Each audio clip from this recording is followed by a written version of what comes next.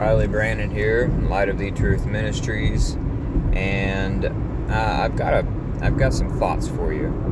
So, I'm listening to Michael Sugrew's lectures on Plato's Republic. We've just finished book 1, and he's on book 2 through 5, I think it is, 4. And Glaucon and another man, I can't pronounce his name, I think it's like Thucydides, is arguing or discussing over the idea and teasing out the particularities of justice. What is justice? And well, that's kind of an important question today because we've got the big social justice movement going on all over the world, but specifically here in England and in America and Canada. Everybody wants justice, and there's nothing wrong with that. That's actually inherent in men, I would say. And Socrates is talking with this man, and this man begins to appeal to authority at one point. He's appealing to some other philosophers that he knows, and he says, Socrates, of course, is all about reason, all about logic, tells him not to appeal to authority anymore. He wants him to make his arguments from himself. He wants him to make his arguments. He wants him to reason and use his logic to... he wants to hear from this man, not from other men and other authorities. And so I thought about that for a second. I thought, because my whole life is appealing to authority, because I believe 100% that the Bible is the authoritative Word of God. What God says goes, because, well, that's the final authority. So I thought to myself, and if somebody was to ask me that question and tell me not to appeal to authority, could I answer it? Well, no. Ultimately, no. But I could discuss with them for a while.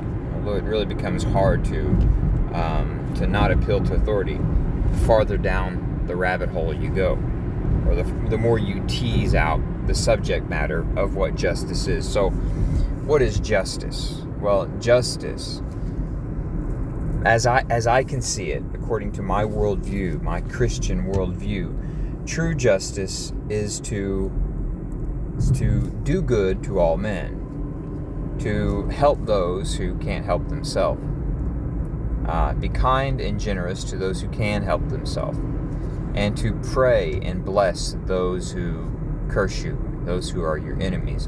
So do good to all men. And so the question arises now. I'm kind of picturing her, because if you don't know anything about Socrates uses what's called the Socratic method. Obviously, Socratic method, Socrates, it's his method. He uses this method of just asking questions.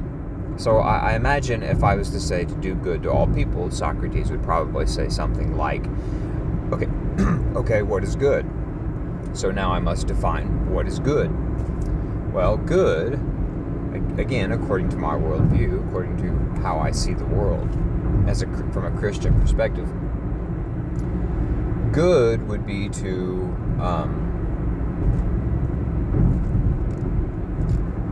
good. What is good? Good is the set standard,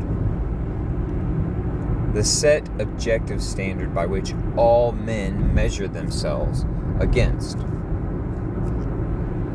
Like, when I go to work, I machine equipment.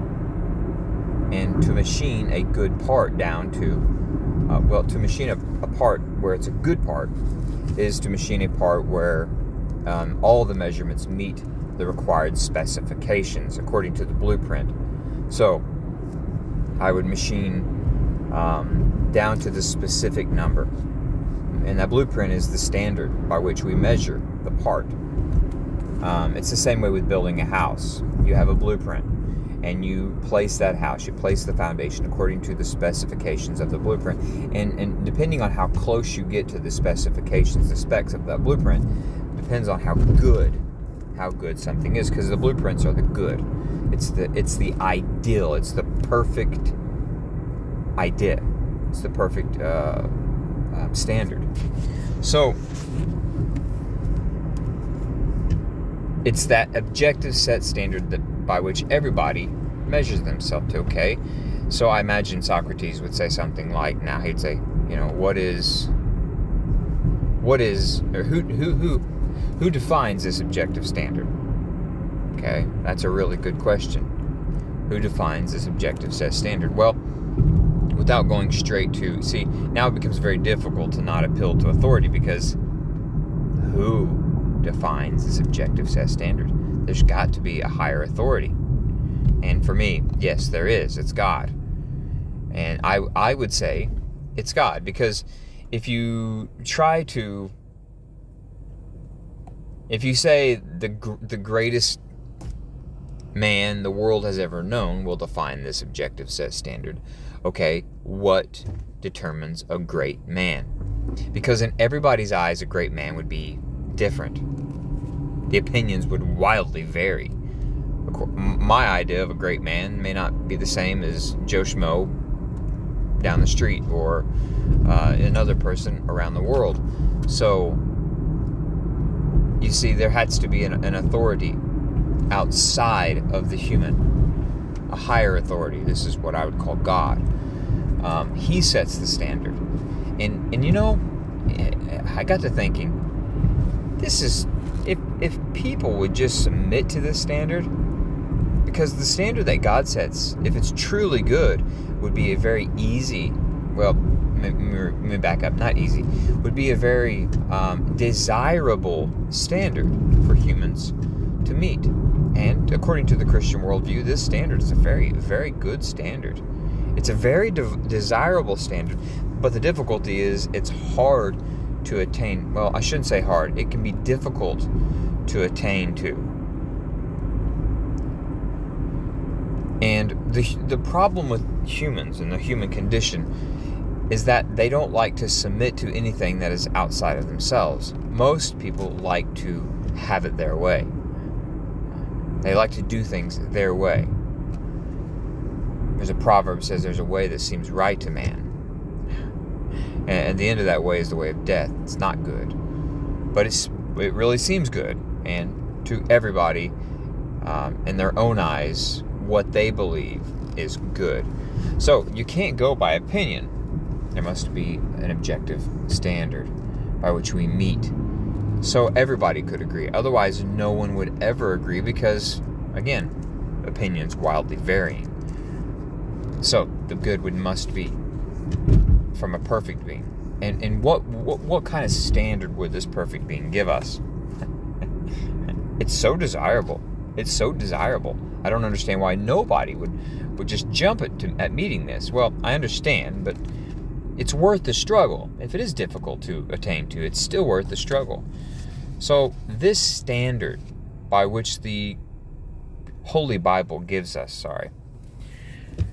the set standard by which the Holy Bible gives us is love God with all your heart, soul, mind, and strength, and love your neighbor as yourself.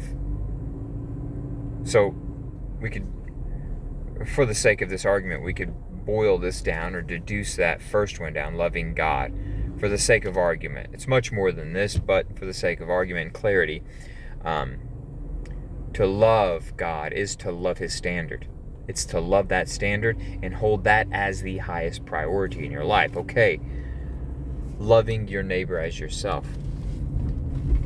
What does it mean to love your neighbor as yourself? It means to humble yourself. There's the first step, humility. Putting yourself in their shoes. And asking yourself, in every given situation, what would I want if I was that person? What would I want if I was that person? They're in this sort of position X, let's say. What if I was that person in position X, in that specific position? What would I want? What would I want from somebody and helping me or saying a word to me. And so that's what loving your neighbor as yourself. It's doing to others as you would have done to you.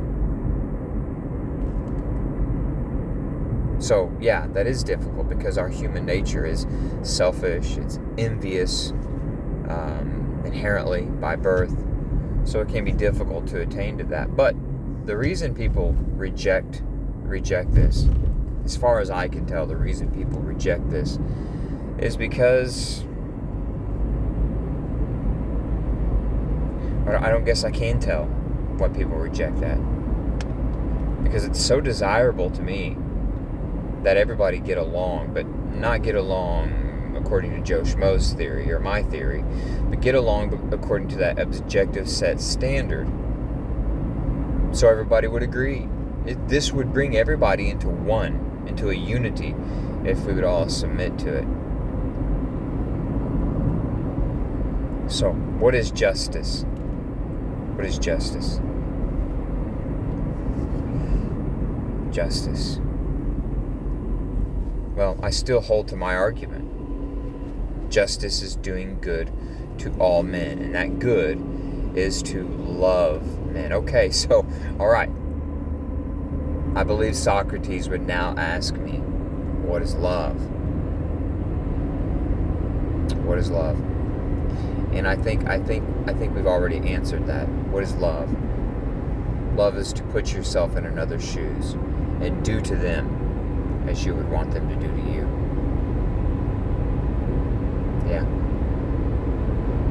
This is so good. I understand why people laud or hold up or appreciate the Socratic method, because